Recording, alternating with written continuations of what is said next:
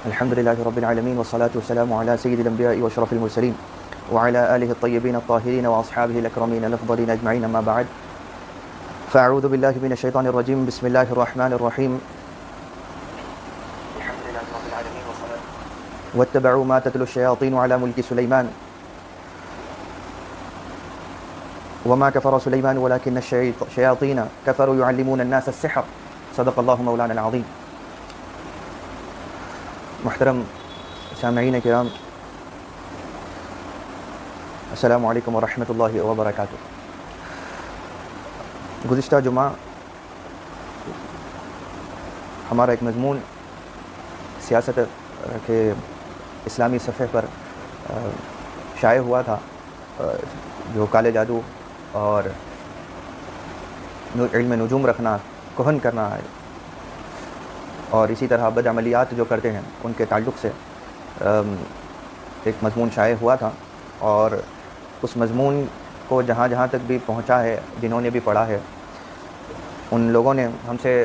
ربط کیا اور بہت سارے میسیجز وغیرہ احباب کے بھی آئے، دوست وغیرہ کے بھی آئے، کہ جو حضور اکرم صلی اللہ علیہ وسلم کی بنسبت جو جادو کے بارے میں روایات ہیں، اور اسی طرح جادو کے حقیقت ہونے میں، اور پھر وہ فرشتے جو ہاروت و ماروت کہ جن کے اوپر جو ہے نا جادو کرنے کے بارے میں روایات ہیں، اور ان کو جادو کے ساتھ اتارے جانے کے اوپر روایات ہیں، اور پھر اللہ تعالیٰ نے اگر جادو کو حرام کیا ہے تو پھر اس کو اتارا کیوں فرشتوں کے ذریعے سے، وغیرہ وغیرہ جیسے سوالات موصول ہوئے. اور ان کی خواہش تھی کہ ایک ریکارڈڈ میسیج بھی جو ہے بیان کے طور پر واضح ان تک پہنچایا جائے، باوجود اس کے کہ ہم نے اس کو قلم بند کیا تھا. اور چونکہ اخبار میں جگہ کم ہوتی ہے اور اس مختصر جگہ میں بہت ساری چیزوں کو احاطہ کرنا ناممکن ہوتا ہے، لیکن ہم حتی الامکان جو اہم باتیں ہیں ان کو سامنے رکھ دینے کی کوشش ضرور کرتے ہیں. تو جن چیزوں کی بات رہ گئی تھی ان تمام کو سمیٹنے کی کوشش کرتا ہوں. تو جس آیت مبارکہ کا ہم نے تذکرہ کیا، جس کو تلاوت فرمایا گیا، کہ اس میں اللہ تعالیٰ ارشاد فرماتا ہے وَاتَّبَعُوا مَا تَتْلُو الشَّيَاطِينُ، اور وہ یہود اس چیز یعنی اس جادو کے پیچھے لگ گئے تھے جو حضرت سلیمان علیہ السلام کے عہد حکومت میں شیاطین پڑھا کرتے تھے. تو یہ کس کے بارے میں اللہ تعالیٰ کہہ رہا ہے کہ کون پڑھ گئے تھے؟ تو اس کا ربط اس سے پہلے والی آیت میں ہے، سورہ بقرہ کی آیت نمبر 101 میں اللہ تعالیٰ ارشاد فرماتا ہے وَلَمَّا جَاءَهُمْ رَسُولٌ مُصَدِّقٌ لِمَا مَعَهُمْ وَلَمَّا جَاءَهُمْ رَسُولٌ مِّنْ عِندِ اللَّهِ مُصَدِّقٌ لِمَا مَعَهُمْ نَبَذَ فَرِيقٌ مِّنْهُمْ، کہ اللہ نے کہا جب ان کے پاس اللہ کی جانب سے اور اللہ کے رسول صلی اللہ علیہ وسلم آئے جو اس کی کتاب کی اصلاً تصدیق کرنے والے ہیں جو ان کے پاس موجود تھی، یعنی یہود کی طرف اشارہ کر کے اللہ کہہ رہے ہیں کہ وہ رسول آئے کہ جو یہود کے پاس پہلے سے موجود کتاب کی اصلاً جو کتاب تھی اس کی تصدیق کرنے کے لیے آئے ہیں. اور ان اہل کتاب میں سے گروہ نے اللہ کی اس کتاب کو پس پشت پھینک دیا، یعنی نبذ فریق من الذین اوتوا الکتاب کتاب اللہ وراء ظہورہم کأنہم لا یعلمون، وہ انہوں نے پس پشت ڈال دیا، یعنی کہ انہوں نے اصل جو تحریر تھی کتاب کی اس کتاب کو نظر انداز کر دیا، اور اس کے اصل عبارتوں کو توڑ مروڑ کر اور اس کے اندر اپنی اضافی اپنی پسند سے چیزیں ڈال دی، اور اس کے بعد ان چیزوں کو انہوں نے چند چیزوں کو توڑ موڑ کر اور اس کے اندر اضافات کر کے ایک نئی کتاب کی شکل میں انہوں نے سامنے پیش کیا. اب جب حضور اکرم صلی اللہ علیہ وسلم تشریف لائے مدینہ طیبہ میں، جب ہجرت فرما کر مدینہ طیبہ پہنچے ہیں، تو اس کے بعد کیا ہوا کہ حضور صلی اللہ علیہ وسلم نے سلیمان علیہ السلام کا نبیوں کے ذیل میں ذکر فرمایا کہ ان کا مقام اور مرتبہ انبیاء کرام میں فلاں ہیں فلاں ہیں. تو اس پر طعن و تشنیع کرتے ہوئے یہود کہتے کہ دیکھو ان کو کیا ہو گیا کہ یہ سلیمان علیہ السلام کا نبیوں میں ذکر کرتے ہیں، حالانکہ سلیمان علیہ السلام محض جادوگر تھے. یعنی یہود کے پاس میں حضرت سلیمان علیہ السلام کو جادوگر مانا جاتا تھا، وہ لوگ جادوگر سمجھتے تھے حضور کے دور کے یہود. تو حضور جب نبیوں میں تذکرہ کر رہے ہیں تو ان کو حضور کی بات کو انہوں نے طعن و تشنیع کا شکار بنا دیا، اور طعنہ دیتے تھے حضور کو کہ یہ تو جادوگر کو نبی بنا کر بیٹھے ہیں فلاں فلاں. اس ذیل میں اسی آیت کریمہ کے تحت ابن جریر نے اپنی سند کے ساتھ میں روایت بیان کی ہے کہ حضرت سیدنا نبی اللہ سلیمان علیہ السلام کے دور حکومت میں شیاطین آسمان پر گھات لگا کر بیٹھ جاتے اور بیٹھ کر فرشتوں کا کلام اور ان کی بات چیت کو کان لگا کر سنا کرتے تھے کہ جو فرشتے اپنے ان کو سپرد کیے گئے احکام کے بارے میں جو تذکرہ کرتے تھے، یعنی کہ زمین میں کب کون مرے گا، بارش کب ہوگی، اور اس قسم کے دیگر باتیں جو ہے نا جو فرشتوں کے ذمہ اللہ تعالیٰ سپرد کرتا تھا، جب فرشتے آپس میں بات کرتے تو یہ شیاطین کان لگا کر سنتے تھے. پھر آ کر چند ادھوری باتیں سن کر اور کان میں جو باتیں پہنچ گئیں جو نہیں پہنچیں، جیسا بھی ہوتا وہ آ کر کاہنوں کو وہی باتیں بتاتے تھے. اور کاہن کیا کرتے تھے کہ وہ باتیں دوسروں کو بتانے میں اس طرح واقع ہو جاتی تھی کہ ان کے ساتھ بہت سے جھوٹ ملا کر لوگوں کو وہ باتیں کتاب میں لکھوا دیتے تھے، اور اس کے تعلق سے بہت سارا جھوٹ کو سچ کے ساتھ آمیزش کر کے پیش کیا کرتے تھے. تو بنو اسرائیل میں یہ مشہور ہو گیا تھا کہ جنات کو غیب کا علم ہے، اور حضرت سلیمان علیہ السلام نے کہ ان کتابوں کو، جن کتابوں میں یہ کاہنوں نے شیاطین کی باتوں کو جھوٹ کے ساتھ ملا کر اپنی کتابوں میں لکھ رکھا تھا، حضرت سلیمان علیہ السلام کو جب خبر ہوئی کہ یہ لوگ ایسا فعل کر رہے ہیں، حضرت سلیمان علیہ السلام نے ان تمام کتابوں کو منگوایا اور ایک صندوق میں رکھ کر اپنی کرسی کے نیچے دفن کر دیا، اور شیاطین میں سے جو بھی ان کی کرسی کے قریب جاتا وہ جل جایا کرتا تھا. اور حضرت سلیمان علیہ السلام نے اعلان کر دیا تھا کہ میں نے جس شخص کے متعلق بھی یہ سنا کہ وہ کہتا ہے کہ شیطان غیب جانتے ہیں، میں اس کی گردن اڑا دوں گا. تو حضرت سلیمان علیہ السلام کو چونکہ جنات پر بھی بادشاہت تھی، زمین پر بھی بادشاہت تھی، تو آپ نے یہ اعلان عام کر دیا کہ اگر کوئی یہ کہے گا کہ شیاطین کو غیب کا علم ہے تو پھر میں اس کی گردن اڑا دوں گا. اب سلیمان علیہ السلام کے رہتے ہوئے تو کبھی شیاطین کی پھر مجال نہیں ہوئی، کیونکہ اگر مجال ہوتی بھی اور کرسی کے قریب بھی جاتے آپ کے تو پھر وہ جل جایا کرتے تھے. لہٰذا انہوں نے سلیمان علیہ السلام کے عہد حکومت میں خاموش رہے. بعد میں یہ ہوا کہ جب سلیمان علیہ السلام کا وصال ہوا، آپ پردہ فرما گئے، تو وہ علماء بھی جو گزر گئے کہ جن کو یہ واقعہ معلوم تھا اور پس پشت گزر گئیں، تو پھر وہ کیا ہوا کہ یہ چیزوں کا علم رکھنے والے بھی چلے گئے، حضرت سلیمان علیہ السلام کا بھی انتقال ہو گیا. اب لہٰذا اب کوئی اس واقعے کی حقیقت کو جاننے والا موجود نہیں تھا. تو اب ایسے میں انہوں نے کیا کیا کہ ایک وہ شیطان جو ہے انسان کی صورت بن کر بنو اسرائیل کے پاس میں ایک جماعت کے پاس گیا اور کہا کہ میں تم کو ایک کبھی ختم نہ ہونے والے خزانے کی طرف بلانا چاہتا ہوں. تو اس نے ان سے کہا کہ سلیمان علیہ السلام کی اس کرسی کے نیچے زمین کھودو. انہوں نے کھودا تو وہ کتابیں نکل آئیں. شیطان نے کہا کہ سلیمان اس جادو کی وجہ سے انسانوں اور جنات پر حکومت کرتے تھے، اور پرندوں پر بھی حکومت اسی جادو کے سبب سے تھی. تو اس طریقے کے ساتھ میں حقیقت کو پھیر کر انہوں نے سازش کے طور پر شیاطین نے کیا کیا کہ حضرت سلیمان علیہ السلام پر اس جادو کا الزام ڈالا، جبکہ حضرت سلیمان علیہ السلام نے وہ کتابوں کو لوگوں کو ضرر پہنچنے کی بجائے حقیقت جو ہے اس سے آگاہ کرتے ہوئے انہوں نے اس جادو کو اپنے کرسی کے نیچے دبا دیا تھا. تو حضرت سلیمان علیہ السلام کی سچائی کو جھوٹ کے ساتھ میں شیاطین نے بدل دیا اور کہا کہ حضرت سلیمان اس جادو کی وجہ سے حکومت کرتے تھے. لہذا کیا ہوا کہ بعد میں جو نسلیں آئیں، اس واقعے کے بعد میں جو نسلیں آئیں بنی اسرائیل میں، انہوں نے ان کے اندر نسل در نسل یہ مشہور ہو گیا تھا کہ سلیمان علیہ السلام جادوگر تھے. حتیٰ کہ جب حضور صلی اللہ علیہ وسلم مبعوث ہو گئے اور آپ نے سلیمان علیہ السلام کا نبیوں میں ذکر کیا، تو بنو اسرائیل کے دور کے جو یہودی اس پر اعتراض کیا انہوں نے اور کہا کہ سلیمان تو جادوگر تھے، کیونکہ ان سے حقیقت چھپا دی گئی تھی، شیاطین کی باتوں میں آ گئے تھے. لہذا انہوں نے کہا کہ سلیمان تو جادوگر تھے اور آپ ان کا نبیوں میں ذکر کر رہے ہیں. تو اللہ تعالیٰ نے اس کے رد میں یہ آیت مبارکہ نازل فرمائی اور ارشاد فرمایا کہ وَاتَّبَعُوا مَا تَتْلُو الشَّيَاطِينُ عَلَى مُلْكِ سُلَيْمَانَ. اور وہ یہود تو اس چیز جادو کی پیروی کرتے ہیں کہ جو شیاطین پڑھا کرتے تھے سلیمان علیہ السلام کے دور میں. تو اب جو ان کے پاس کتاب رہ گئی تھی،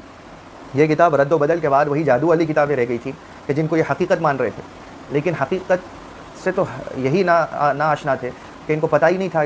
کہ ان کے ساتھ میں دھوکہ شیطان نے کر دیا تھا، اور اب وہ دھوکہ ان کے اندر اتنا معروف ہو گیا تھا کہ وہ حقیقت کو پسند نہیں کر رہے تھے.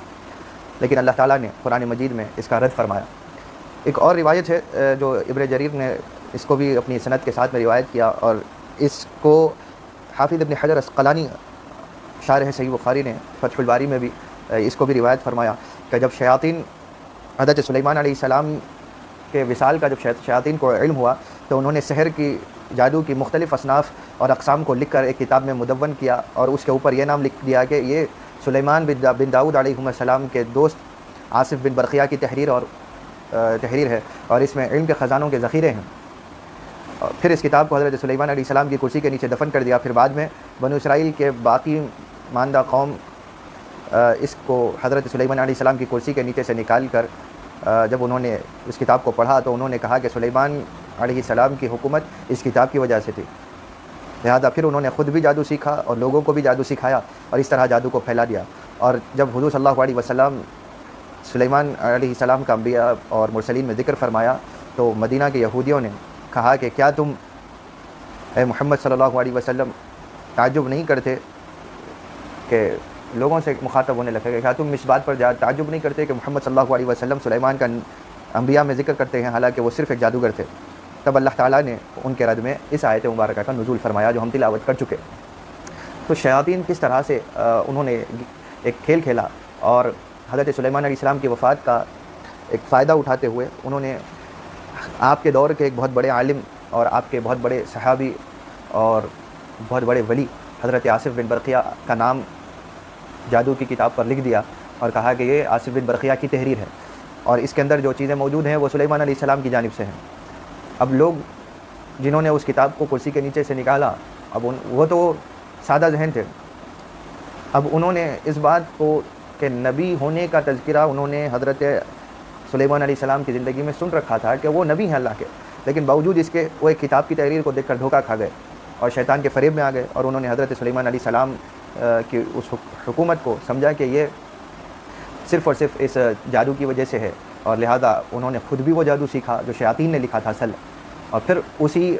جادو کو انہوں نے پھر آگے پھیلا دیا اور لوگوں کو سکھاتے رہے. زمانے دراز تک ہزارہا سالوں تک وہ جادو عام رہا اور اس کا نتیجہ یہ نکلا کہ جادو کو انہوں نے اپنے دین کا حصہ سمجھ بیٹھے. اور جب حضور صلی اللہ علیہ وسلم نے حضرت سلیمان علیہ السلام کی نبوت کا تذکرہ اپنے صحابہ سے فرما رہے تھے تو ان صحابہ کو ورغلانے کے لیے اور ان کو بھٹکانے کے لیے کہا کہ مدینہ کے جو انصار تھے خاص طور پہ ان سے کہا مخاطب ہو کر کہ کیا تم اس بات پر تعجب نہیں کرتے کہ دیکھو محمد صلی اللہ علیہ وسلم سلیمان جیسے ایک جادوگر کا نام نبیوں میں لے رہے ہیں, جبکہ سلیمان کی حقیقت تو وہ یہ تھی کہ وہ جادوگر تھے, تو حقیقت میں ایسا نہیں تھا, یہی خود دھوکہ کھانے والے تھے. تو انہوں نے دھوکہ کھایا اور بعد میں اللہ تعالیٰ نے حضور اکرم صلی اللہ علیہ وسلم کے ذریعے سے حضرت سلیمان علیہ السلام کی نبوت کا اور آپ کی حقانیت کا اعلان فرمایا لوگوں کے اندر. اور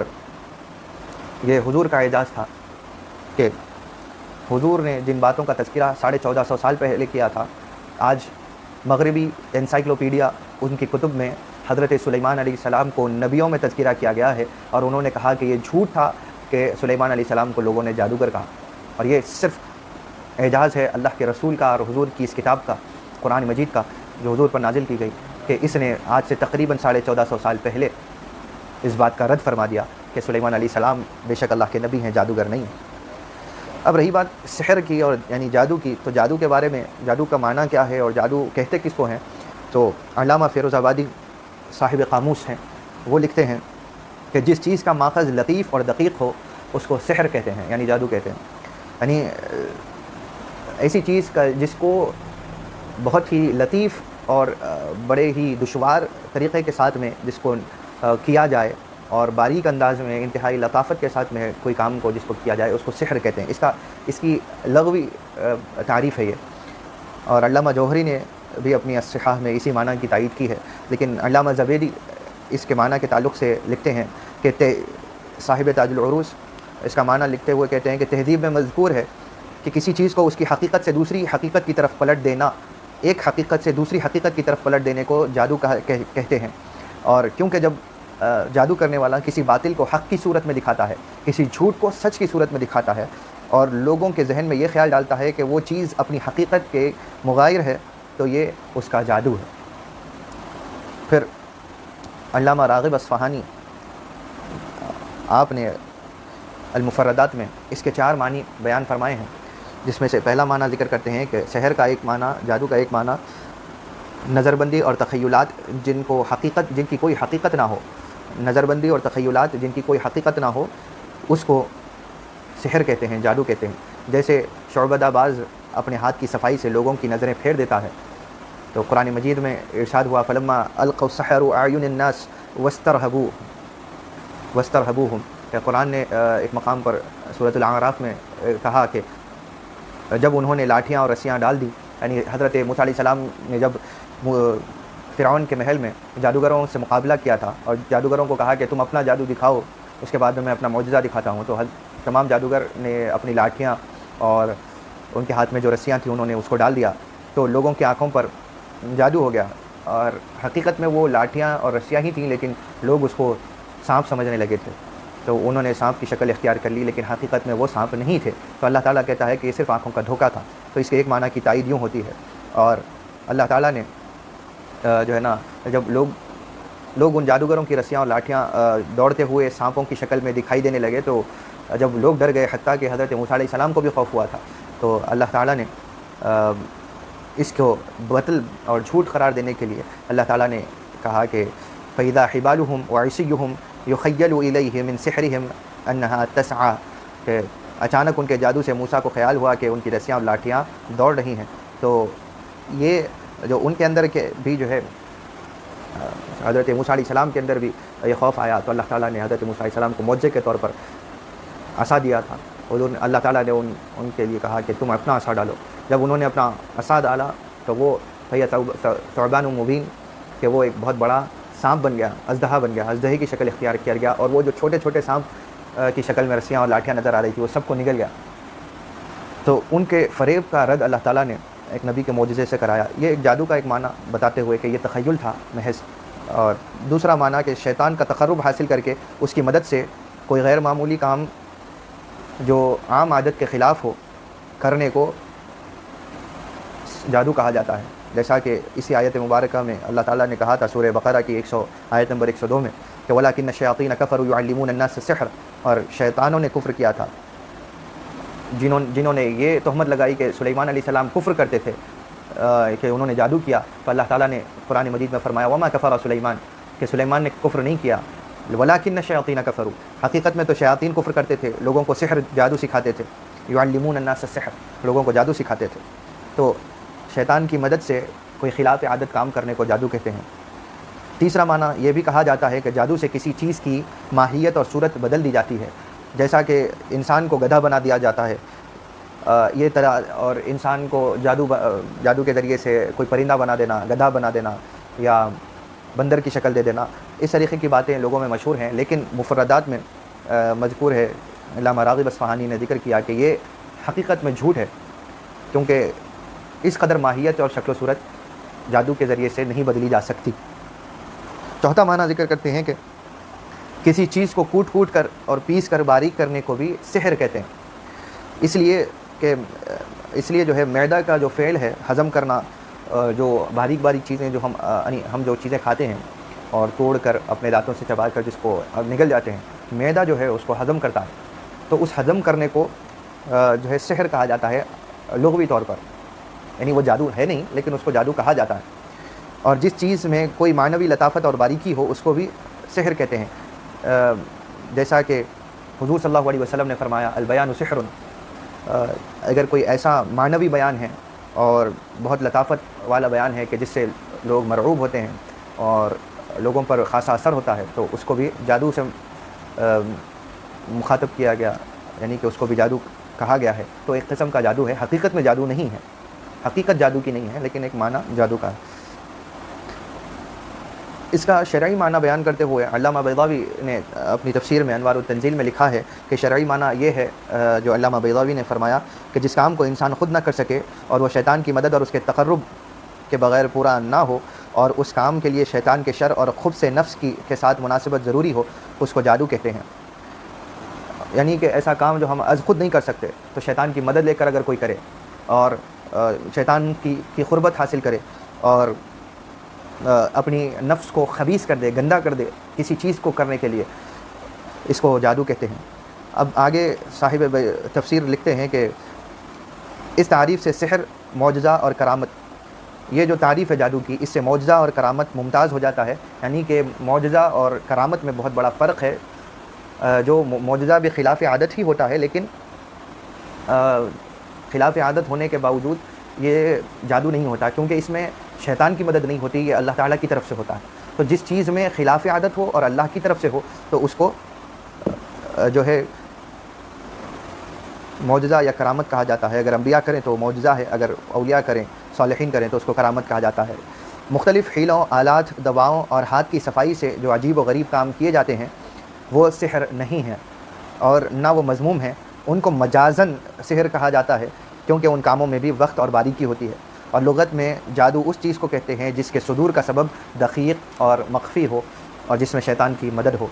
یہ صاحب تفسیر بیضاوی نے کہا۔ اب جو ہاتھ کی صفائی ہے اور آلات کے ذریعے سے جو عام طور پر بچے بھی اس کھیل کو دیکھنے کے لیے جاتے ہیں بہت سارے، جس کو میجیشینز کہا جاتا ہے، اس ہاتھ کی صفائی کو عام طور پر جادو تو کہتے ہیں لیکن حقیقت میں شرعی طور پر اس کو جادو نہیں کہا جاتا، کہ صرف ہاتھ کی صفائی اور دھوکے بازی میں شمار کیا جاتا۔ علامہ تفتازانی رحمۃ اللہ علیہ نے بھی اس کی تعریف ایک جگہ بیان کی کہ وہ فرماتے ہیں کسی خبیث اور بدکار شخص کے مخصوص عمل کے ذریعے کوئی غیر معمولی اور عام عادت کے خلاف کام یا چیز صادر ہو اس کو جادو کہتے ہیں، اور یہ باقاعدہ کسی استاذ کی تعلیم سے بھی حاصل کرنے کی لوگ کوشش کرتے ہیں، اور اس اعتبار سے سحر معجزہ اور کرامت سے ممتاز ہے۔ سحر ہرگز معجزہ اور کرامت نہیں ہو سکتا۔ یہ شرعی چند معنی تھے جو حضرات ائمہ تفسیر اور صاحبان شریعت نے چند چیزیں ذکر فرمائی تھیں اس چیز کے ذیل میں کہ اس کو جادو کو حقیقت میں لوگوں کے سامنے لایا جائے کہ جادو معجزہ، لوگ جو ہے نا معجزے کو بھی جو ہے نا جادو تصور کرنے لگے تھے اور کرامتوں کو بھی کرنے لگ گئے تھے، تو اس میں ضروری تھا کہ یہ چیزوں کا بھی ذکر کیا جاتا۔ اب یہاں پر آگے جو ہم ایک اہم بات تھی کہ اب جب آپ شرعی اور لغوی معنی سمجھ چکے جادو کا، تو اب یہاں پر دیکھیے کہ آگے قرآن مجید میں اللہ تعالیٰ نے فرمایا، اور جیسا کہ لوگوں کا اکثر شبہ ہے کہ فرشتوں کے ذریعے سے اتارا گیا ہے، تو یہاں پر اسی آیت کریمہ میں سورہ بقرہ کی آیت نمبر 102 میں اللہ تعالیٰ ارشاد فرماتا ہے وَمَا أُنزِلَ عَلَى الْمَلَكَيْنِ بِبَابِلَ هَارُوتَ وَمَارُوتَ، کہ اور اللہ تعالیٰ نے جو ہے اتارا، جو کچھ بھی اتارا ہاروت و ماروت، اللہ تعالیٰ نے اپنے دو فرشتوں کے ذریعے سے وہ سحر، تو اس کے تعلق سے ائمہ تفاسیر کے بہت اختلافات یہاں پر بھی ملتے ہیں۔ دو بڑے اختلافات ہیں کہ بعض نے کہا کہ وہ فرشتے تھے، بعض نے کہا کہ نہیں وہ فرشتے نہیں تھے، کیونکہ اللہ تعالیٰ نے فرمایا، علامہ قرطبی یہاں پر کہتے ہیں کہ اس آیت کے دو احتمال ہیں، اور یہاں پر معنی فی ہی ہے اور یہ جملہ معترضہ ہے۔ اس صورت میں اس کا مطلب یہ ہوگا کہ یہود کا یہ کہنا کہ جادو بھی آسمان سے فرشتوں پر نازل ہوا اور فرشتوں نے ہی ہمیں سکھایا ہے، اس لیے یہ بھی صحائف آسمانی کی طرح آسمانی چیز اور مقدس ہے، تو یہود کا یہ کہنا اصل میں باطل ہے۔ کیوں کہ وما انزل علی الملکین، کہ صاحب قرطبی نے لکھا کہ اللہ تعالیٰ نے ما نافیہ، یعنی کہ یہ ما جو ہے وما انزلہ میں جو ما ہے وہ نفی کے لیے آیا ہے، کہ اللہ کہتا ہے ما انزل علی الملکین، اور اللہ تعالیٰ نے فرشتوں پر ہرگز کوئی جادو نازل نہیں کیا۔ اور اس کے بعد جو ہاروت و ماروت کا ذکر ہے اس کے تعلق سے کہتے ہیں ہاروت اور ماروت بدلے بعد ہوگا شیاطین سے، یعنی شیاطین کے دو سرکردوں کے نام ہاروت اور ماروت تھے، اور یہی وہ دو سرکردے تھے جنہوں نے دوسروں کو، بنی اسرائیل کی قوم کو جادو سکھایا، یہ فرشتوں کے نام نہیں تھے۔ علامہ قرطبی نے یہ بھی لکھا ہے کہ هذا اولى ما حملت عليه الآية من التأويل واصح ما قيل فيها ولا يلتفت الى سواه، یعنی کہ آیت کی یہی تعویل کرنا چاہیے اور یہی سب سے زیادہ صحیح قول ہے، اور اس کے علاوہ کسی قول کی طرف التفات نہیں کرنا چاہیے، اور اسی تعویل کے ذریعے سے بہت سارے شبہات کا ازالہ بھی ہو جاتا ہے۔ لیکن اس کے ساتھ میں یہ بھی بات کو ہم نظر انداز نہیں کر سکتے کہ بہت سارے جمہور علماء نے اس بات کی تائید کی ہے کہ اللہ تعالیٰ نے فرشتوں کو جادو کے ساتھ میں اتارا تھا، تو اس صورت میں وما انزل علی الملکین، تو یہاں وما جو ہے جس کو ہم نے پہلے نافیہ کہا، یہاں پر وما میں ما موصولہ ہو جاتا ہے، اور کہا کہ اس کا عطف اتباع سے ہوتا ہوا آتا ہے، کہ یعنی یہودی فلسطین میں جو مروج جادو پر عمل پیرا تھے، جو جادو پہلے فلسطین میں ہوتا تھا، اور جب بخت نصر نے بیت المقدس کی اینٹ سے اینٹ بجانے کے بعد بنی اسرائیل کو جنگی قیدی بنا کر شہر بابل کی طرف لے گیا تھا، تو وہاں پر یہ بنی اسرائیل جو مروج جادو کرتے تھے، پہلے جو جادو کی پیروی کرتے تھے، اور جب قیدی بنا کر لے جائے گئے، تو بابل میں جانے کے بعد میں بھی کیا ہوا کہ وہاں پر وہ بجائے توحید کی طرف آنے کے، انہوں نے کیا کیا ہے کہ وہاں پر بھی اہل فلسطین کے پاس میں جن کو مروجہ جادو جو فلسطین میں بھی قائم تھا، ان سے جا کر پھر انہوں نے جادو سیکھا، اور پھر اس جادو کو سیکھ کر انہوں نے پھر سے اس کی عمل اور پیروی شروع کر دی۔ تو یہاں یہ خدشہ پیدا ہوا کہ ہاروت و ماروت جو معصوم فرشتے تھے، انہیں کیوں جادو کی تعلیم دینے کے لیے اللہ تعالیٰ نے اتارا؟ تو اس کا جواب دیتے ہوئے یہ حکمت بیان کی جاتی ہے کہ قرآن کی ہی آیت مبارکہ سے، کہ اس وقت ساری دنیا میں خصوصاً بابل کی مملکت میں جادو کا بہت سا رواج تھا۔ جادو کے زور سے لوگ طرح طرح کے کرشمے لوگوں کو دکھاتے تھے، جس سے سادہ لوگ جو تھے، سادہ لوح جو لوگ تھے، وہ دنگ رہ جاتے تھے۔ ان کے نزدیک جادو اور معجزے میں کوئی فرق نہیں رہ گیا تھا، بلکہ وہ جادو کو علم کی ایک مفید ترین شاخ تصور کرنے لگ گئے تھے، اور جادوگروں کو مقدس ماننے لگ گئے تھے، کیونکہ خلاف عادت اگر وہ کوئی عمل دیکھیں تو وہ ظاہر سی بات ہے کہ وہ اس سے اپنے آپ کو مرعوب ہو جاتے تھے، متاثر ہو جاتے تھے، اور ان کے پاس میں جادوگروں کی بہت اہمیت بڑھ گئی تھی۔ اس لیے اللہ تعالیٰ نے 2 فرشتے نازل کیے جو لوگوں کو جادو کی اصلیت سے آگاہ کرنے کے لیے اتارے گئے تھے، تاکہ وہ آسانی سے جادو کی فریب کاری اور معجزے کی حقیقت میں تمیز کر سکیں، اور اگر انہوں نے جادو سیکھ کر اس پر عمل کرنا شروع کر دیا تو یہ ان کی اپنی غلطی تھی۔ اللہ تعالیٰ نے تو انہیں اسی لیے اتارا تھا زمین پر کہ وہ حقیقت میں جادو کے بارے میں سچائی، جادو کی سچائی کیا ہے، آنکھوں کا دھوکہ کیا ہے، اس کا فریب کیا ہے، اس سے وہ آشنا ہو جائیں، اور معجزہ اور جادو میں فرق کیا ہوتا ہے فرشتے وہ بتانے کے لیے اترے تھے۔ اب یہاں پر اللہ تعالیٰ نے کہا کہ وما هم بضارین به من احد الا باذن اللہ وما يعلمان من احد حتى يقولا انما نحن فتنة فلا تکفر، کہ فرشتوں نے تو پہلے ہی سے انہیں صاف صاف طور پر بتا دیا تھا کہ ہمیں تو فقط تمہارے آزمانے کے لیے بھیجا گیا ہے، کہ ہم تمہاری آزمائش کے لیے اترے ہیں۔ اگر تم نے جادو پر عمل شروع کر دیا تو خوب سن لو کہ تمہارا ایمان رخصت ہو جائے گا اور کافر ہو جاؤ گے۔ نحن فتنة فلا تکفر، تم کفر مت کرو۔ ہم جس چیز کے لیے اتارے گئے ہیں وہ ہے کہ تمہیں آزمایا جائے اور تمہیں جادو کی حقیقت بتائی جائے۔ ہم تمہیں جادو سکھانے کے لیے نہیں آئے ہیں، جادو کی حقیقت بتانے کے لیے آئے ہیں۔ اگر تم جادو سیکھو گے اور اس پر عمل شروع کر دو گے تو سمجھ لو کہ تم آزمائش میں ناکامیاب اور ناکامران ہو گئے، اور تم نے خود کو کفر میں اور کفر کے دلدل میں پھینک دیا، تو ایمان بھی تمہارا رخصت ہو جائے گا اور ہاتھ بھی کچھ نہیں آئے گا۔ تو بعض مفسرین کرام نے یہاں پر لکھا ہے کہ جو یہاں اللہ تعالیٰ نے لفظ استعمال کیا وما يعلمان من احد، اور وہ فرشتے سکھاتے تھے جادو، تو یہاں جادو کے بارے میں، سکھانے کے بارے میں مفسرین نے کہا یہاں یعلمان حقیقت میں یعلمان ہے، جس کا مصدر اعلام سے ہے، جس کو علامہ قرطبی نے بھی بیان کیا، کہا کہ اس کا مفہوم یہ ہو جاتا ہے کہ جتانا یا آگاہ کرنا۔ تو فرشتے حقیقت میں جادو کے مفاسد اور مضرات سے انہیں آگاہ کرنے کے لیے آئے تھے، تاکہ وہ جادو سے پرہیز کرنے لگ جائیں، اور وہ جادو کے اصول اور قواعد سکھانے کے لیے نہیں آئے تھے، صرف آگاہ کرنے کے لیے آئے تھے۔ اب سحر جادو کا جو منتر ان میں بہت مقبولیت حاصل کر چکا تھا وہ یہ تھا کہ اس وقت کے دور میں وہ یہ عمل زیادہ مشہور ہو چکا تھا کہ وہ میاں بیوی میں ناچاتی پیدا کرتے، اور جس عورت پر ان کا دل آ جاتا، جس کے جو ہے نا دام عشق میں وہ گرفتار ہو جاتے تھے، وہ کیا کرتے تھے کہ اس پر ڈورے ڈال کر اپنے عشق کے جال میں پھانس لینے کے لیے، اور اس طرح وہ حرام کاری کا بازار گرم رکھنے کے لیے جادو کا استعمال کرتے تھے۔ اب یہاں پر ایک قرآن کا اعجاز میں آپ کو بیان کرنا چاہتا ہوں کہ قرآن کا اعجاز ملاحظہ کرتے ہوئے یہ دیکھیے کہ ان کے کردار کا چہرہ، جس ایسا بدنما داغ جس کی نشاندہی 14 صدیاں پہلے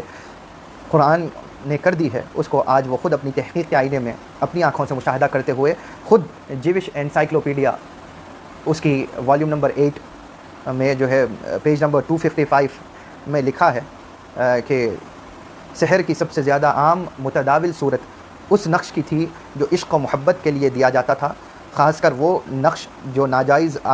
آشنائیوں کے لیے لکھا جاتا تھا۔ یہ خود جیوش انسائکلوپیڈیا میں موجود ہے۔ تو سوچئے کہ قرآن نے ہزارہ سال پہلے کی بات،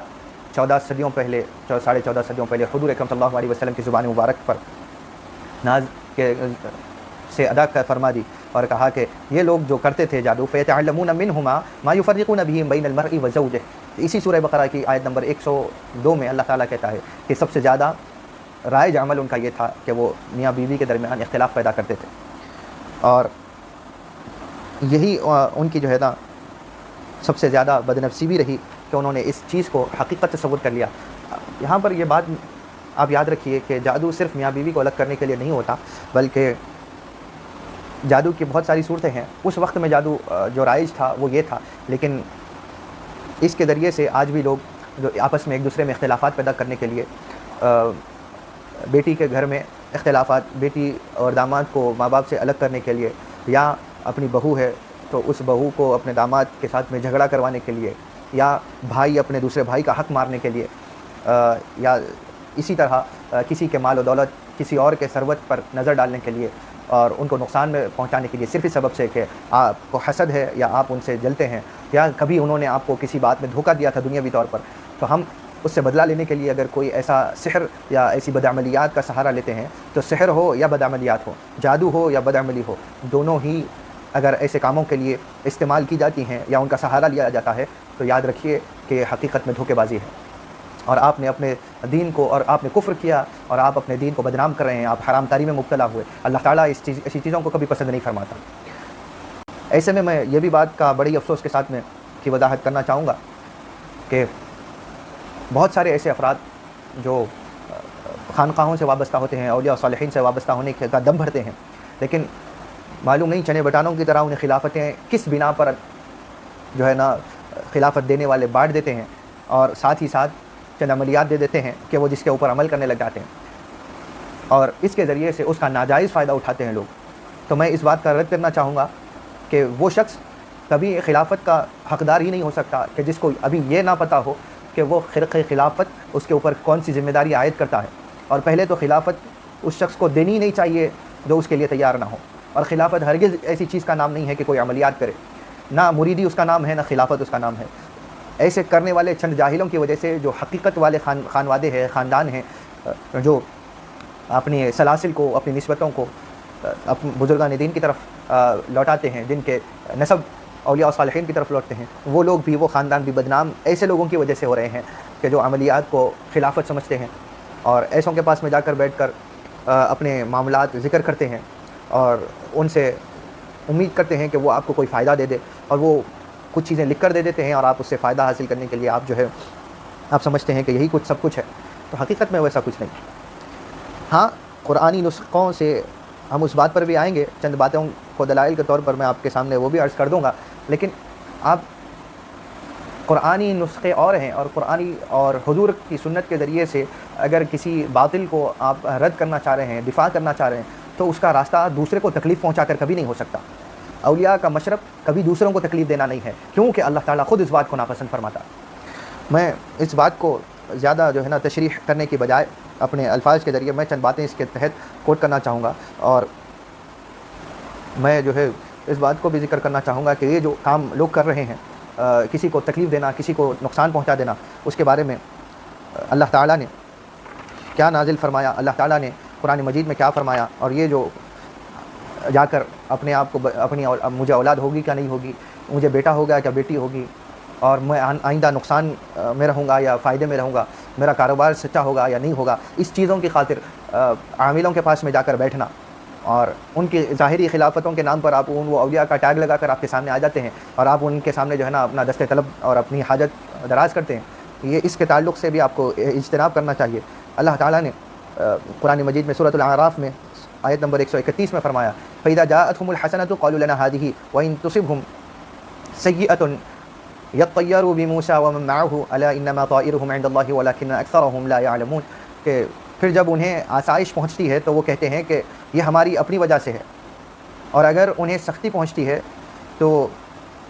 وہ لوگ حضرت موسیٰ علیہ السلام اور ان کے ایمان والے ساتھیوں کی نسبت بدشگونی کرتے ہیں۔ تو یہاں ان کا شگون یعنی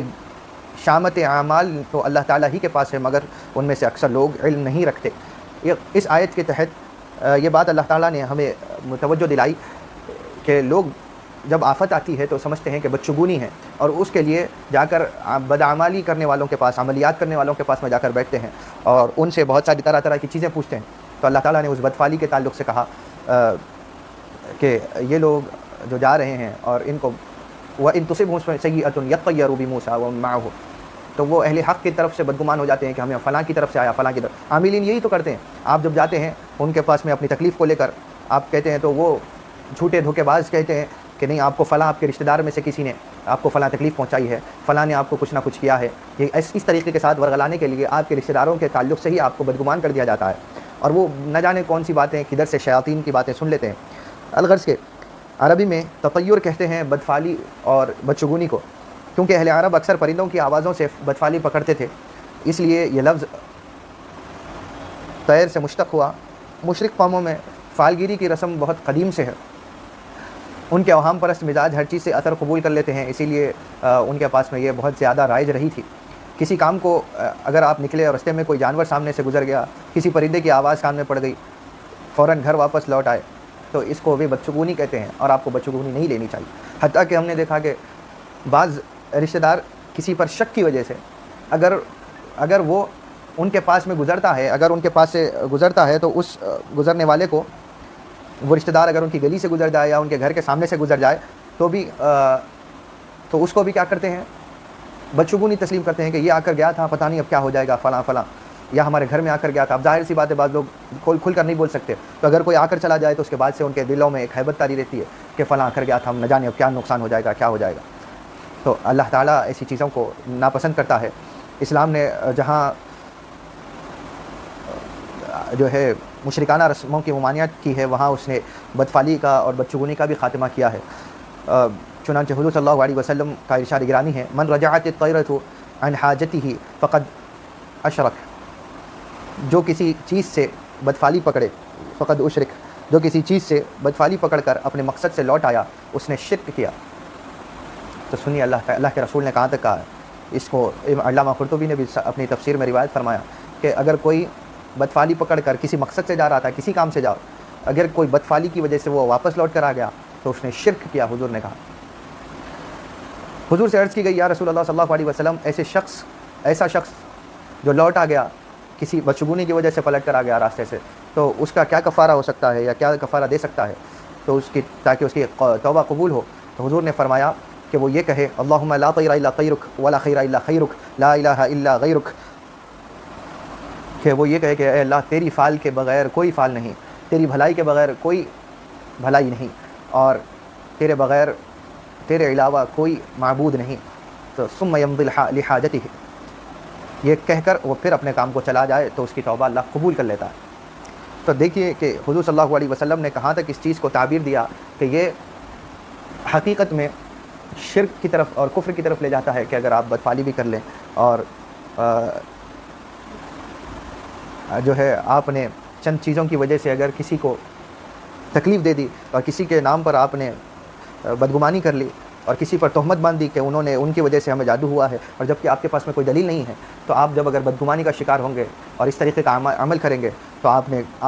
اللہ کی اور رسول اللہ صلی اللہ علیہ وسلم کی سخت نافرمانی کا شکار ہو جائیں گے۔ کیونکہ امام بخاری بھی اس کے بارے میں روایت فرماتے ہیں کہ حضرت ابو ہریرہ رضی اللہ عنہ بیان کرتے ہیں کہ حضور صلی اللہ علیہ وسلم نے فرمایا، 7 ہلاک کرنے والے کاموں سے بچو۔ صحابہ سے پوچھا گیا کہ رسول اللہ صلی اللہ علیہ وسلم،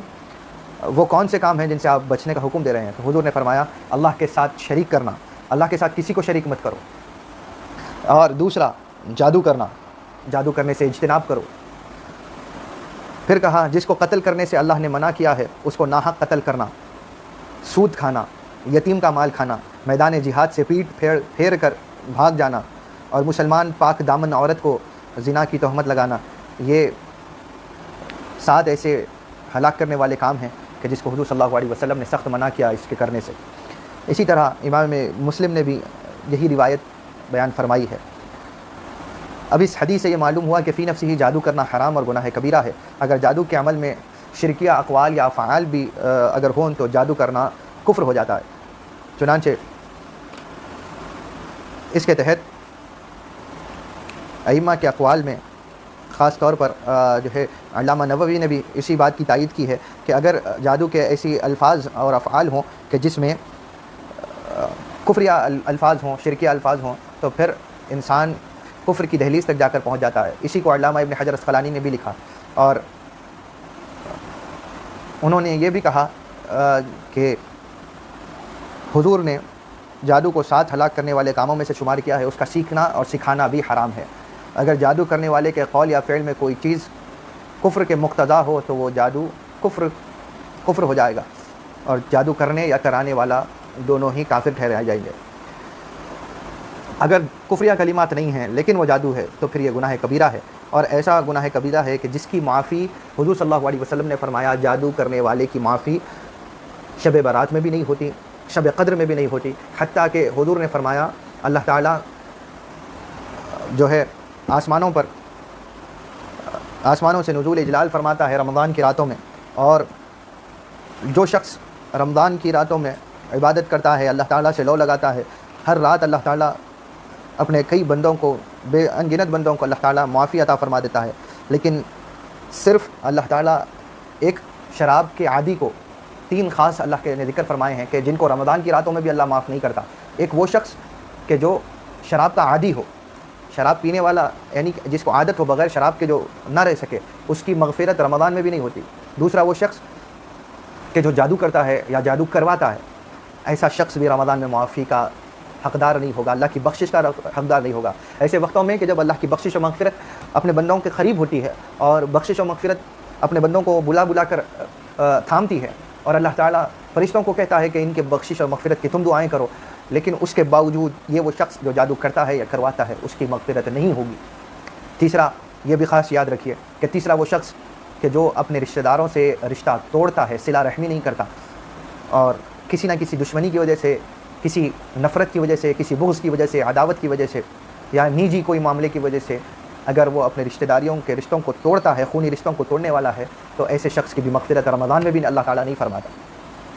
سوچئے کہ سب سے بڑا اگر کوئی چیز ہے آج کے دور میں، اگر رشتہ داریاں ٹوٹ رہی ہیں تو وہ صرف اور صرف شک ہے جو جادو اور بدعملیات کی وجہ سے لوگوں کے ذہنوں میں ہے۔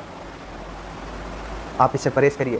آپ کیا جانتے ہیں کسی کے بارے میں؟ آپ نے کسی کو جادو کرتا ہوا نہیں دیکھا تو آپ کیسے اس کو جادوگر کہہ سکتے ہیں؟ بڑی بڑے داڑیاں اور تعویذات آپ پڑھتے ہیں، تسبیحات پڑھتے ہیں، لیکن آپ فلاں کے بارے میں کہتے ہیں کہ وہ برا ہے۔ اگر اس کے کوئی عیب ہوں تو ٹھیک ہے، عیب ہے اس کے اندر، کون سا انسان عیب سے پاک ہے، لیکن آپ اس کی وجہ سے نفرت کریں، بغض رکھیں، عداوت رکھیں، تو آپ اس کے بعد میں اللہ تعالیٰ سے معافی کی طلب کریں اور امید کریں، تو اللہ تعالیٰ ایسوں کو معاف نہیں کرتا جو خونی رشتے توڑنے والا ہے۔ تو رمضان کی راتوں میں بھی اللہ تعالیٰ ایسوں کو معاف نہیں فرماتا۔ اس ضمن میں 2 بڑی اہم روایات بھی میں ذکر کرنا چاہتا ہوں۔ مسند البزار میں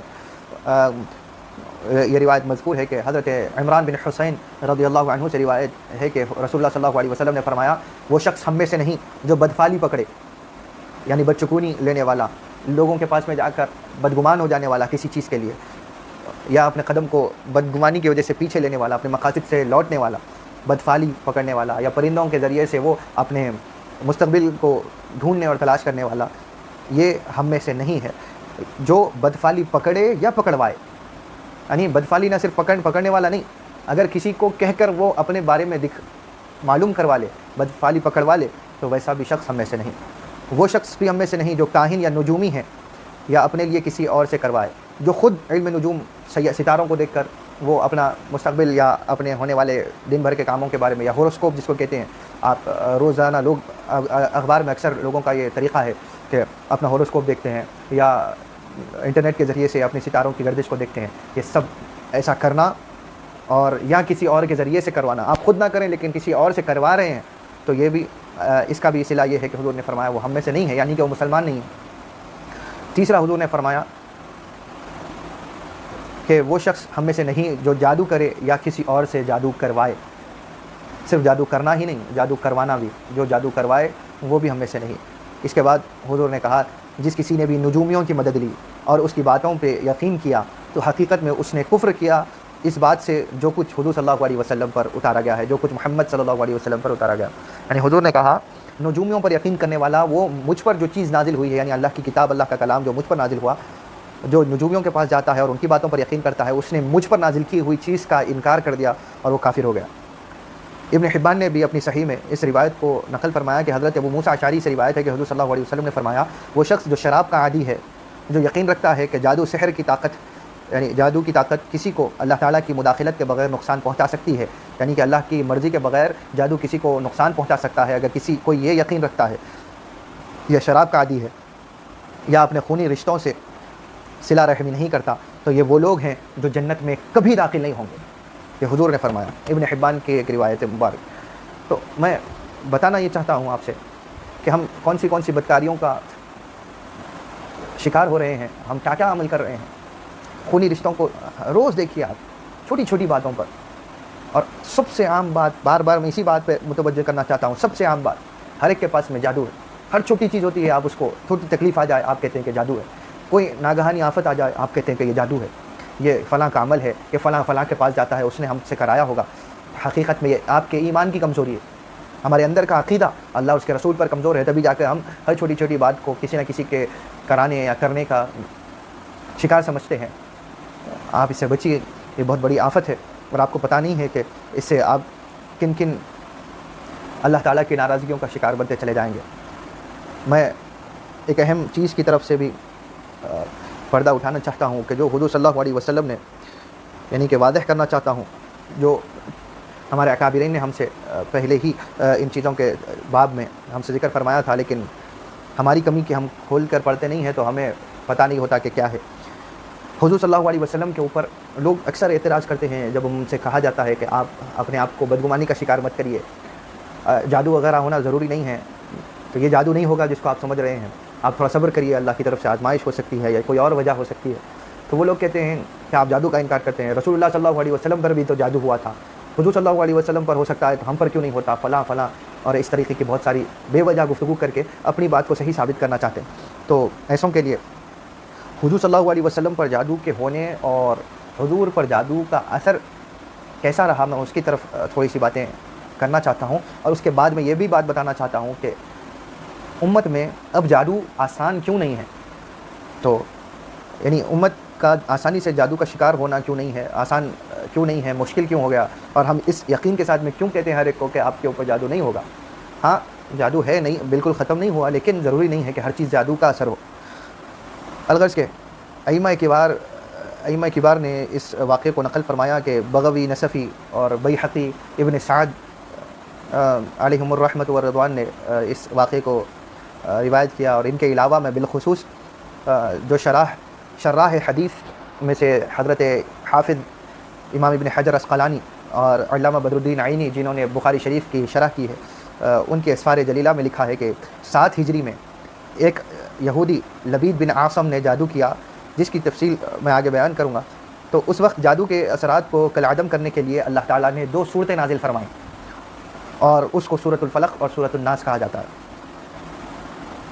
अब मैं ये बात बताना चाहता हूँ कि ये सूरतों का नुज़ूल क्यों हुआ और इसकी हाजत क्यों पेश आई। तो यसरब के यहूदियों को रोज़े अव्वल से बिला वजह हुज़ूर सल्लल्लाहु अलैहि वसल्लम से अदावत थी और आपकी ज़ात अक़दस से हसद था, और उनकी तफसीलात कई मकामात पर आप सीरत की किताबों में पढ़ेंगे या सुनेंगे, जो आप मुक़र्रिरीन से या उलमा किराम से सुनते हैं और सुनते रहेंगे कि बहुत सारे असबाब थे जिसकी वजह से उनको हसद था। जैसे जैसे अल्लाह ताला ने अपने हबीब की शान को बुलंद किया और फुतूहात के दरवाज़े खुलते चले गए, ऐसे ऐसे ही उनकी अदावत के शोले और भड़कने लगे। लिहाजा 7 हिजरी में जब हुदैबिया से हुज़ूर सल्लल्लाहु अलैहि वसल्लम बखैरियत वापस तशरीफ़ लाए तो खैबर के यहूदियों का एक वफ़द मदीना के मशहूर जादूगर लबीद बिन आसम के पास आया, और बाज़ मुअर्रिख़ीन ने इसे यहूदी कहा है, लेकिन ये दर हकीकत अंसार के एक कबीले बनी ज़ुरैक़ का एक फ़र्द था। ये बहुत मुमकिन है कि बाद में इसने यहूदी मज़हब को इख्तियार किया हो, इसीलिए उसको यहूदी कहा जाता है। खैबर के वफ़द ने आकर उनके सामने अपनी दास्तान बयान की और बहुत सारी कहानियाँ वो जादूगर के सामने कहीं और सुनाई कि मक्का के इस क़ुरैशी ने यहाँ आकर हमारे इज़्ज़त खाक में मिला दी है। लिहाजा हम सियासी तौर पर हमने तो उनको नाकाम करने की बहुत सारी कोशिशें की, लेकिन उसके बावजूद हमारे तमाम मंसूबे और हमारी तमाम साजिशें धरी की धरी रह गईं और हम नाकाम रहे। और हमने बहुत सारे जादूगरों का भी सहारा लिया था, लेकिन सबका जादू भी धरा रह गया और वो कुछ ना कर सके। तो लिहाजा हमारे इलाक़े में सबसे बेहतरीन जादूगर और सबसे ज़्यादा जिसके जादू की धूम मची हुई है वो सिर्फ तुम हो, और तुम हमारी अगर मदद करोगे तो ये मुश्किल हमसे आसान हो सकती है। लिहाजा वो यहूदियों ने उस लबीद बिन आसम से बहुत मिन्नत समाजत की और बहुत बड़ा नजराना पेश किया। तो लबीद बिन आसम ने उनकी हामी भर ली और क्या किया कि एक यहूदी लड़का जो हुज़ूर सल्लल्लाहु अलैहि वसल्लम की खिदमत में रहा करता था, किसी तरह उस लड़के को वरगला कर उस जादूगर ने, जो लबीद बिन आसम जिसका नाम था, उसने हुज़ूर की कंघी का एक टुकड़ा और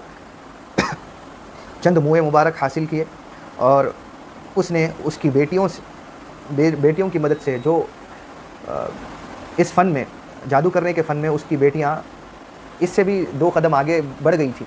تو اس کی مدد، ان بیٹیوں کی مدد کے ساتھ میں اس نے جادو کیا، اور ان چیزوں کو یعنی کہ حضور کی کنگھی مبارک کا ایک ٹکڑا اور چند موئے مبارک کو نر کھجور کے خوشے کے غلاف میں رکھ کر بنی زریق کے ایک کنویں میں، اس کنویں کی تہہ میں ایک بھاری پتھر کے نیچے جو ہے نا جا کر دبا دیا۔ اس کنویں کا نام سیرت کی کتابوں میں ذروان یا ذی اروان بتایا جاتا ہے، اور بعض جگہ پہ اس کا ایک اور نام بئر عریس بھی لکھا گیا ہے۔ لہذا 6 ماہ گزرنے کے بعد جب یہ جادو اس نے کر دیا اور حضور کے منہ مبارک اور کنگھی مبارک کا ٹکڑے کو اور اس غلاف کے اندر بند کر کے جب اس نے اس کنویں کی تہہ میں دبا دیا تھا، تو یہ واقعے کو گزر کر 6 مہینے ہو گئے، اور 6 مہینے کے بعد معمولی سی جو ہے حضور کی صحت میں اثر ظاہر ہونے لگا، اور وہ بڑھتا گیا آگے، اور حضور سے یہ جادو کا اثر زائل ہونے سے آخری 40 دن جو تھے وہ حضور پر بہت زیادہ تکلیف دہ گزرے، جن میں سے آخری 3 تو بہت زیادہ تکلیف اور نہایت اپنی انتہاؤں کو پہنچ چکے تھے، کہ ایسے میں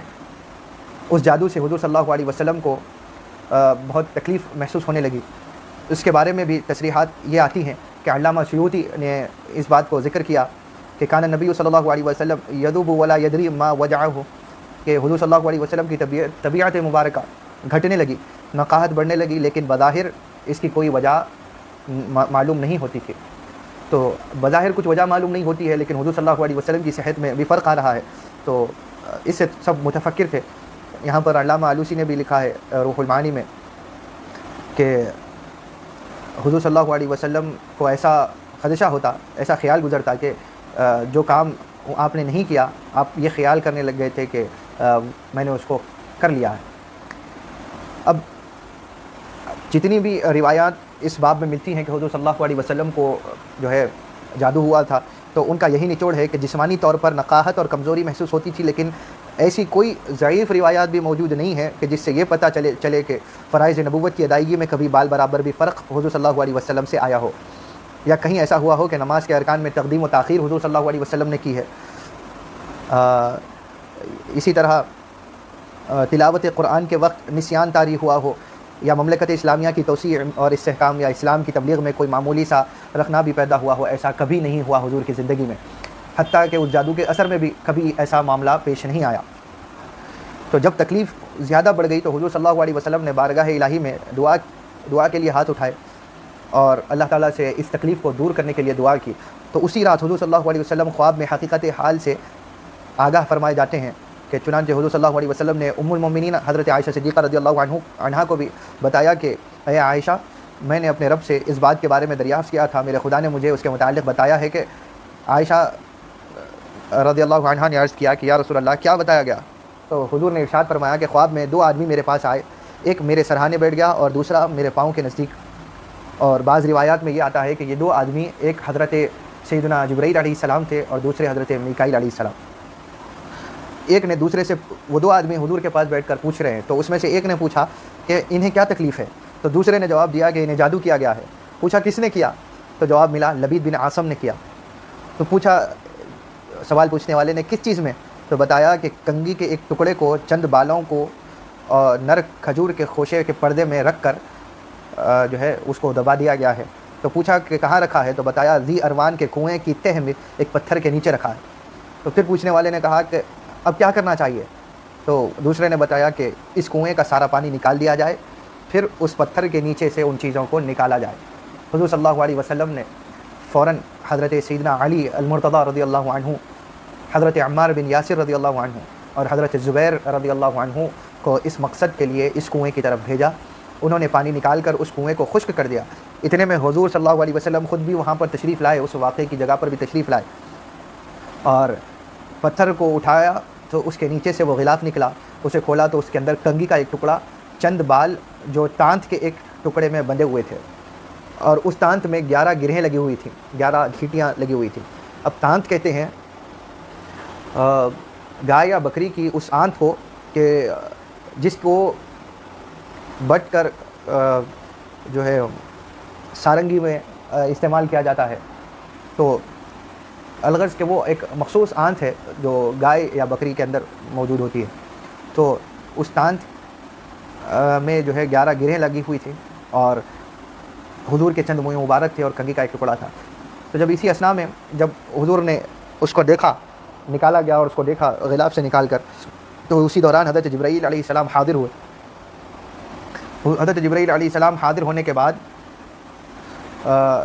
یہ 2 صورتیں پڑھ کر انہوں نے سنائی جو سورۃ الفلق اور سورۃ الناس کی ہے، اور یہ دونوں صورتوں کی آیتیں ملا کر من جملہ 11 آیتیں ہوتی ہیں۔ ان کی تلاوت کے بارے میں انہوں نے جبرائیل علیہ السلام نے حضور سے عرض کیا کہ یا رسول اللہ صلی اللہ علیہ وسلم، آپ ان صورتوں کو ایک ایک آیت پڑھتے جائیں اور ایک ایک گرہ کھولتے جائیں اور ایک ایک سوئی نکالتے جائیں۔ حضور صلی اللہ علیہ وسلم نے وہ صورتوں کی 11 آیتیں پڑھی،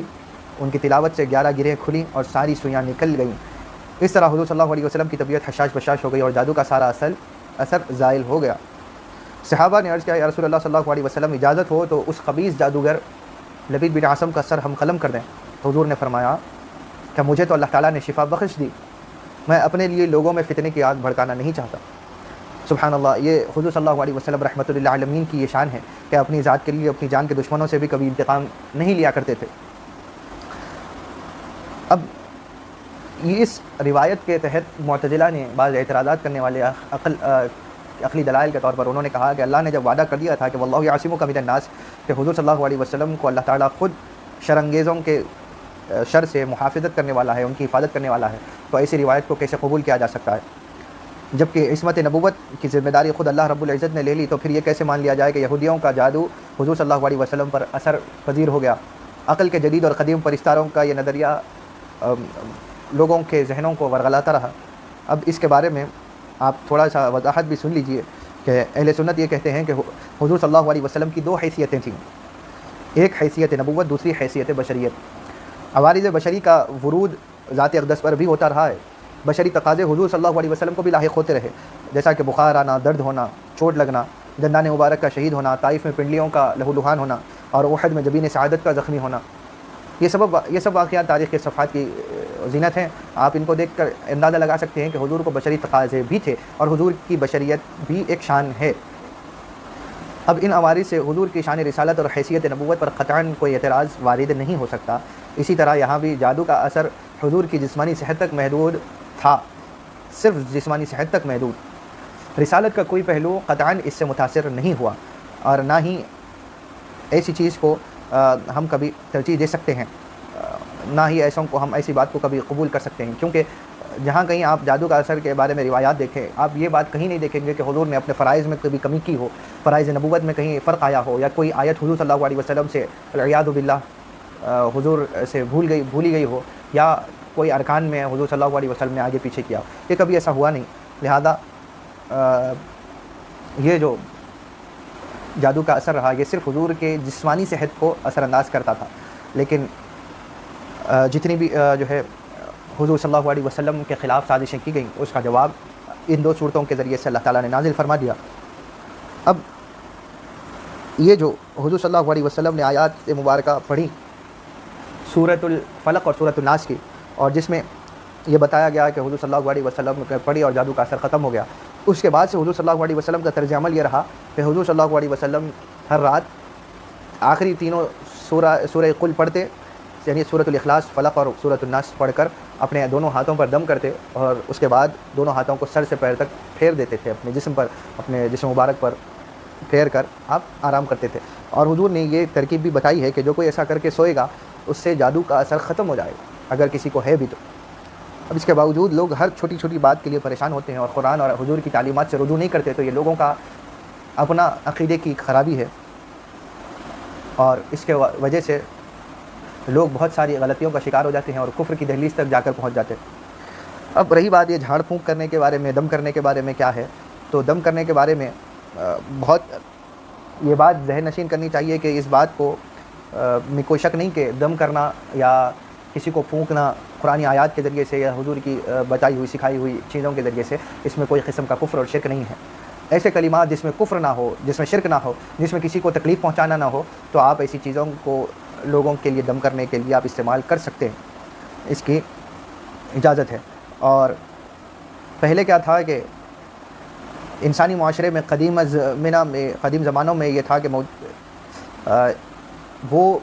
اس مقصد کے لیے جو منتر طلسم یا نقوش ان کے یہاں رواج پذیر تھے، ان کی دیویاں دیوتاؤں کے نام شیطانی قوتوں سے استمداد، آسمانی کواکب و سیارات سے استغاثہ وغیرہ جو ہے نا ان کی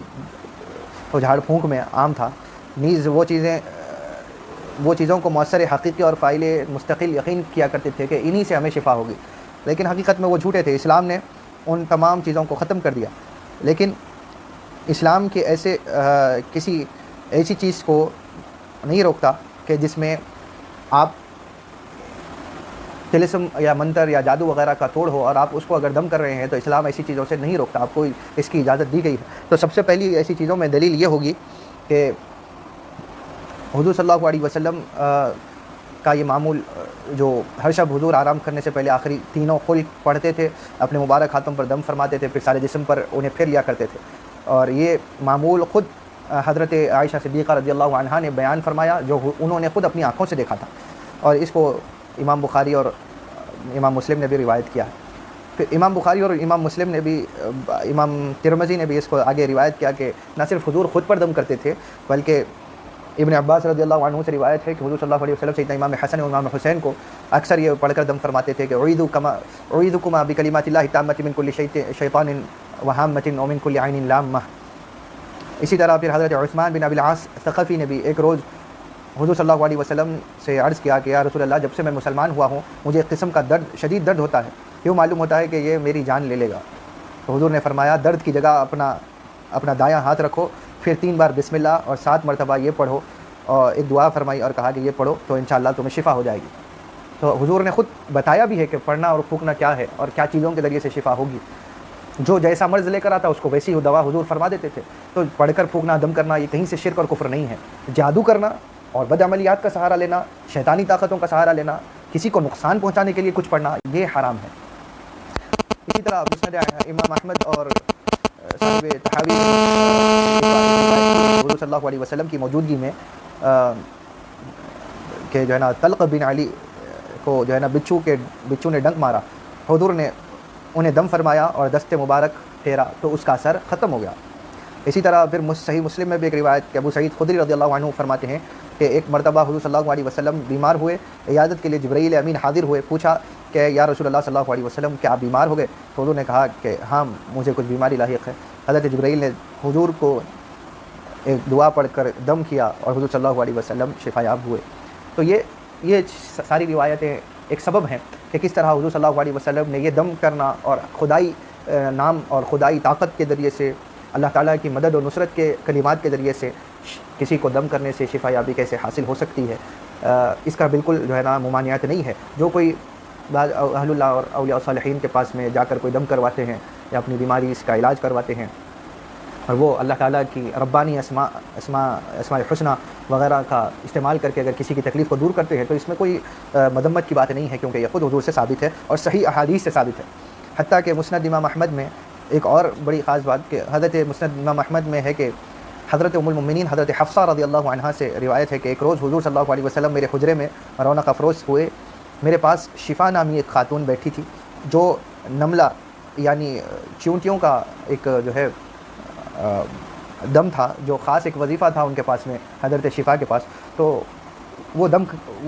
وظیفہ پڑھتی تھیں اور دم کرتی تھیں لوگوں کو، تو چیونٹیاں نہیں آتی تھیں۔ تو حضور صلی اللہ علیہ وسلم نے فرمایا اس خاتون شفا سے کہ شفا یہ دم حفصہ کو بھی سکھا دو۔ خود شفا بنت عبداللہ کہتی ہیں کہ مجھے حضور نے فرمایا کہ تم نے حفصہ کو جس طرح لکھنا پڑھنا سکھایا ہے، نملہ کا دم بھی سکھا دو۔ تو لہذا فرمایا کہ جس طرح تم نے پڑھنا لکھنا سکھایا ہے، نملہ کا دم بھی حفصہ کو سکھاؤ۔ حضور نے کہا کہ میری زوجہ محترمہ کو وہ دم سکھاؤ یا وہ کلمات سکھاؤ جو تمہیں آتے ہیں، کسی ایک مرض سے دوری کے لیے، کسی ایک چیز سے بچنے کے لیے، اگر کسی کے شر سے بچنے کے لیے حضور نے خود حکم دیا ہے تو سوچئے کہ یہ دم کرنا وغیرہ کرنا کفر نہیں ہے۔ اور اسی طرح بہت ساری سینکڑوں روایات اس دم کرنے پر موجود ہیں۔ میں ایک آخری بات اس ضمن میں عرض کرنا یہ چاہتا ہوں اور اپنی گفتگو کو ختم کرنا چاہتا ہوں اس طویل درس کے بعد، کہ کیا بات ہے کہ اگر لوگوں کے پاس میں ذہنوں میں سوال آتا ہے کہ جب سحر کرنا، جادو کرنا اگر کفر ہے اور اس کے اندر اتنا غلطی ہے، اور اس قدر حرام ہے کہ جنت میں کبھی جادو کرنے والا یا جادو کی مدد لینے والا یا جادو کرنے والوں کے پاس جانے والا کبھی داخل نہیں ہوگا. تو اس کے باوجود یہ اثر انداز کیوں ہوتا ہے؟ جب اللہ تعالیٰ اس قدر ناراض ہے تو یہ کیوں ہوتا ہے؟ تو یاد رکھیے کہ اللہ تعالیٰ نے یہاں کہا کہ وما هم بضارین من احد الا باذن اللہ، کہ وہ جو جادو ہے یا کوئی اور بدعملی ہے یہ اس وقت تک نقصان نہیں پہنچا سکتی جب تک کہ اس کے اندر اللہ کا ارادہ شامل نہ ہو، اللہ کا اذن شامل نہ ہو، اللہ کی اجازت نہ ہو، تب تک کوئی جادو یا کسی اور طاقت میں یہ گنجائش ہی نہیں ہے کہ وہ کسی کو تکلیف پہنچا سکے. تو پھر اس کے باوجود یہ کیوں جو ہے نا اثر انداز ہوتا ہے؟ تو اس کا مقصد سمجھیے کہ جیسا کہ یہ اسی طرح ہے کہ جیسا کہ سبب اور مسبب کا ایک ربط ہوتا ہے، اور سبب جب ہی اپنا اثر دکھاتا ہے جب اذن الہی ہو، اور اگر اذن نہ ہو، اللہ تعالیٰ کی اگر اجازت نہ ہو تو سب معطل ہو جاتا ہے. تو معلوم ہوا کہ جادو ایسی چیز نہیں جو اللہ کی مشیت پر بھی غالب آ سکے. جادو میں اتنی طاقت ہی نہیں ہے کہ اللہ کی مشیت پر غالب ہو، اور کسی کے اندر کبھی کسی طاقت کے اندر اتنی اللہ تعالیٰ نے قوت رکھی ہی نہیں ہے کہ وہ اللہ کی مشیتوں پر غالب آئے. اور اگر اللہ نہ چاہے تب بھی اگر جادو کا اثر ہو کر رہے، ہر قسم کا اختیار رکھنے والی تو وہی ذات ہے جس کے اذن و اجازت سے ہر چیز کا وجود اور عدم کا دار و مدار ہے. لیکن یہ کیوں ہو رہا ہے کہ سحر کے اوپر بھی جو ہے نا اللہ کی اجازت ہے؟ اللہ کیوں سحر کو اجازت دے رہا ہے کہ وہ اپنا اثر دکھائے؟ جادو کیوں اپنا اثر دکھا رہا ہے؟ جب اللہ کے اختیار میں ہے تو پھر جادو کیوں ایسا اثر دکھا رہا ہے؟ تو یہاں یہ سوال پیدا ہوتا ہے اور بھی ہوتا ہے کہ جب حرام ہے تو پھر اس پر آثار مرتب ہونے کا اللہ تعالیٰ اذن ہی کیوں دیتا ہے کہ اس کا اثر پیدا ہو؟ تو پھر اس کے لیے ایک چیز ہمیشہ آپ جو ہے مد نظر رکھنی چاہیے کہ اللہ تعالیٰ کے ارادے مشیت میں اور اس کے حکم اور رضا میں بہت بڑا فرق ہے. اللہ کی مشیت اور اللہ کا ارادہ ایک الگ چیز ہے. اللہ کا حکم دینا کسی چیز کا حکم دینا یا اس سے خوش ہونا یہ اور چیز ہے، راضی ہونا اور چیز. وہ اللہ تعالیٰ کسی برائی کا حکم نہیں دیتا، اور نہ کسی کا برائی کرنے پر اللہ تعالیٰ خوش ہوتا، لیکن اس کے باوجود کوئی اگر برائی کرتا ہے تو یہ اللہ کی مرضی تو نہیں تھی، اللہ تعالیٰ اس سے خوش تو نہیں تھا، لیکن اگر ایسا ہوا ہے تو کچھ نہ کچھ مشیت تھی، لیکن اللہ تعالیٰ اس سے ناراض ضرور رہے گا. یہ اسی طرح ہے کہ اللہ تعالیٰ نے، جیسا کہ آپ دیکھیں کہ اللہ تعالیٰ نے کسی بے گناہ کا سر قلم کرنے کا اللہ نے حکم تو نہیں دیا، کسی کو حکم نہیں دیا کہ کسی بے گناہ کو مارو، لیکن اگر اس کے باوجود کسی بے گناہ کا سر قلم ہوتا ہے تو یہ سمجھنا چاہیے کہ اللہ کا حکم نہیں تھا، اس کے باوجود اگر سر قلم ہوا ہے اور کسی کی تلوار نے یا کسی کی چھری نے گلا کاٹا ہے تو اس میں اللہ کی مشیت شامل تھی. اللہ کی مشیت، اللہ کا ارادہ شامل تھا. اس میں بعض اللہ کی تکوینی مصلحتیں ہیں کہ جو شامل حال رہتی ہیں، اور ساتھ میں یہ بھی ہے کہ اگر کسی مقربان بارگاہ کو، یعنی جیسا کہ رسول اللہ صلی اللہ علیہ وسلم اللہ کے سب سے زیادہ مقرب ترین شخص ساری مخلوق میں، ان کو بھی تکلیف پہنچی ہے. اللہ چاہتا تو نہیں تھا کہ حضور کو تکلیف پہنچے، لیکن مشیت اور اس کی مصلحتیں کچھ تھیں. اس کی ایسی تکوینی مصلحتیں ہیں کہ جس کے تحت مقربین کو بھی اذیت پہنچائی گئی، بہت سارے نبیوں کو سولی پر چڑھایا گیا، بہت سارے نبیوں کو قتل کیا گیا، بہت سارے صحابہ کو قتل کیا گیا. اللہ تعالیٰ کا نام، اللہ تعالیٰ کی سربلندی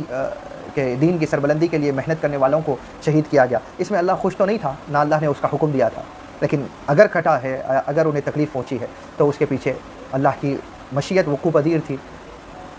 اور وہ ایسے جرائم سے ہرگز خوش نہیں ہوتا ہے. اس اذن و مشیت میں وہ مصلحتیں اور اسرار ہوتے ہیں جن کو بیان کرنے سے زبان و قلم عاجز ہیں. لہٰذا اس سر نہاں کے رخ سے ذرا سا پردہ حضرت خضر علیہ السلام نے سرکایا تو حضرت کلیم علیہ السلام تاب نہیں لا سکے تھے.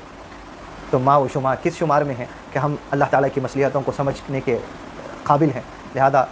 ہمارے اندر بھی اتنی سخت نہیں کہ ہم اللہ تعالیٰ کی ان مصلحتوں کو سمجھ سکیں. بس یہ سمجھنا چاہیے کہ جو کچھ ہے اللہ تعالیٰ کی مصلحت کے تحت ہے، اللہ تعالیٰ کی طاقت میں ہے. کوئی چیز بھی اللہ کی طاقت سے خالی نہیں ہے. جس کو جو تکلیف پہنچتی ہے وہ صحیح ہے کہ وقتیہ طور پر آپ کو لاحق ہو جاتی ہے، اور آپ یہ گمان کر بیٹھتے ہیں کہ اس کے اندر یہ طاقت ہے اور آپ اس سے ڈر جاتے ہیں، یا آپ یہ سمجھتے ہیں کہ وہی سب کچھ ہے. تو حقیقت میں وہ سب کچھ نہیں ہے. اللہ تعالیٰ اس طاقت کے اوپر بھی غالب ہے. اللہ تعالیٰ چاہے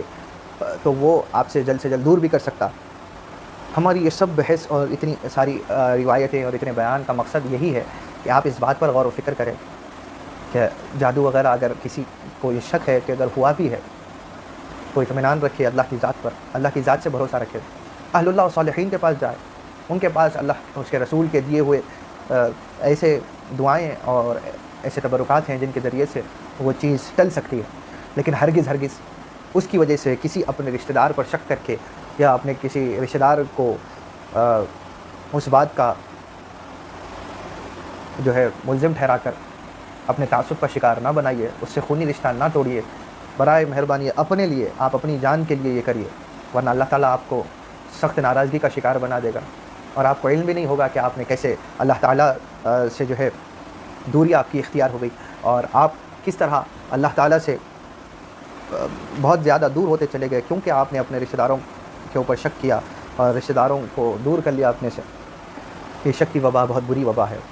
اور جادو پر اتنا اعتماد بھی مت کریے، اللہ تعالیٰ کی ذات پر اعتماد رکھیے، اللہ اس کے رسول پر اعتماد رکھیے، اپنے ایمان کو تقویت دیجیے، اور جو شخص اس کے باوجود بھی اگر جادو کے توڑ کے لیے کسی بد عامل کے پاس جا کر، بد عملیات کرنے والے کے پاس جا کر کسی دوسرے اپنے رشتہ دار کو تکلیف پہنچانے کی کوشش کرتا ہے، کسی دوسرے مسلمان کو یا کسی دوسرے انسان کو تکلیف پہنچانے کی کوشش کرتا ہے، چاہے وہ مسلمان ہو یا نہ ہو، اگر اس کو تکلیف پہنچانے کی کوشش کرے تو اللہ تعالیٰ کہتا ہے وَيَتَعَلَّمُونَ مَا يَضُرُّهُمْ وَلَا يَنفَعُهُمْ، کہ وہ اس کے ذریعے سے کسی کو بھی نقصان نہیں پہنچا سکتے مگر اللہ کے حکم سے، اور یہ وہ لوگ وہی چیزیں سیکھتے ہیں جو ان کے لیے نقصان پہنچانے والی ہے، ان کو روکا جاتا ہے لیکن اس کے باوجود یہ وہی چیزیں سیکھ رہے ہیں جن سے ان کو تکلیف پہنچتی ہے۔ وَلَقَدْ عَلِمُوا لِمَنِ اشْتَرَىٰ مَا لَهُ فِي الْآخِرَةِ مِنْ خَلَاقٍ، اور انہیں نفع نہیں پہنچاتی یہ چیزیں، اور انہیں یہ بھی یقیناً معلوم تھا کہ جو کوئی اس کفر یا جادو ٹونے کا خریدار بنا اس کے لیے آخرت میں کوئی حصہ نہیں ہے۔ وَلَبِئْسَ مَا شَرَوْا بِهِ أَنفُسَهُمْ لَوْ كَانُوا يَعْلَمُونَ، اور وہ بہت ہی بری چیز ہے جس کے بدلے میں انہوں نے اپنی جانوں کی حقیقی بہتری یعنی آخرت کی کامیابی کو ٹھوکر مار کر بیچ ڈالا اور جادو وغیرہ میں پڑ گئے، جادو والے یا عملیات کرنے والوں کا سہارا لے لیا، کاش وہ اس سودے کی حقیقت کو جان لیتے۔ اللہ تعالیٰ نے یہ حکم نازل فرمایا۔ حاضرین مکرم، اس وبا سے بچیے۔ ایک وبا وہ کہ جسے ہم آج کل جوجھ رہے ہیں وہ ہے وائرس، کورونا وائرس، اور برعکس یہ تو وائرس انشاءاللہ اللہ نے جب چاہا یہ وائرس بھی ختم ہو جائے گا، لیکن یہ بیماری جو ہمارے عقائد کے اندر بیماری ہے وہ ہمارے سے کب جائے گی۔ لہذا آپ اس کے اوپر محنت کریے کہ ہم ہمارے عقیدوں کو مضبوط رکھیں، اللہ اس کے رسول کے ساتھ ثابت رکھیں، اچھوں کی صحبت میں اختیار کریں، اور ایک دوسرے سے بدگمانی کرنے سے اجتناب کریے۔ اللہ تعالی ہمیں اپنے راستے پر ہدایت عطا فرمائے، اس کے سچے سیدھے راستے پر، انعام یافتہ بندوں کے راستے پر اللہ تعالی ہماری ہدایت فرمائے، ان پر چلنے کی توفیق عطا فرمائے، اور اللہ تعالی ہمیشہ ہمارا مزاج شریعت اور سنت پر رکھے،